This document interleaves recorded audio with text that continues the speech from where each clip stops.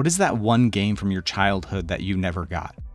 I'm sure there are dozens that you wanted, but what is the one that sticks out that you just never managed to get your hands on? This is a box that I just got in the mail, and one that I've been looking forward to for 28 years. You see, back in 1998, my brother and I got a PlayStation for Christmas. In my mind, no other console has had a better introduction than seeing, and more importantly, hearing, the startup screen.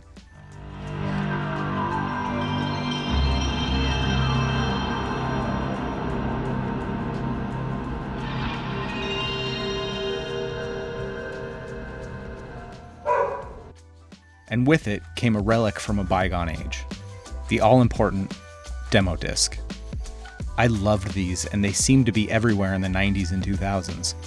Bundled with magazines or even given away as promos at places like Pizza Hut. No more guesswork on if a game was good by just looking at the cover art or by reading an article in a magazine.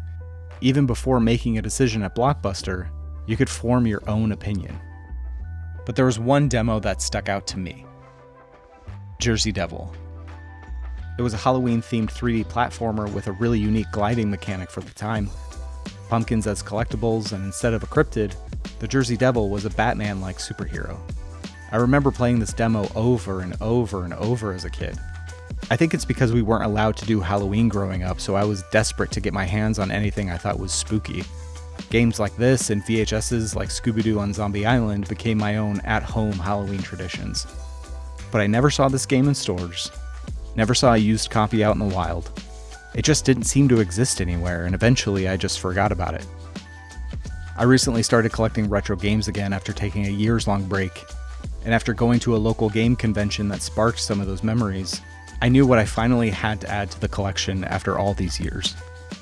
And it's finally here. The Ziploc bag from the seller is always a good sign of quality packaging. It's such a bizarre feeling of finally being able to flip through the manual and see this on the shelf after first playing the demo 28 years ago.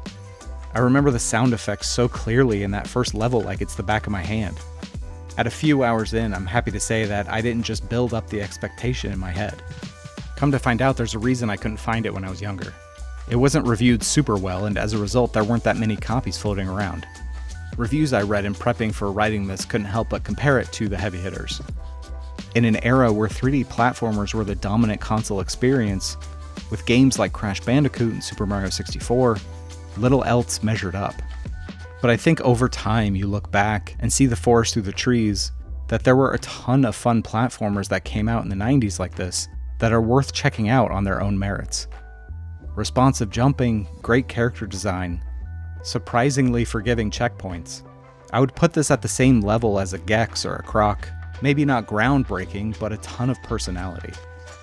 In my opinion, Jersey Devil is very much deserving of its current cult favorite status, and a game I'm excited to finally be adding to the collection and my Halloween tradition after all these years.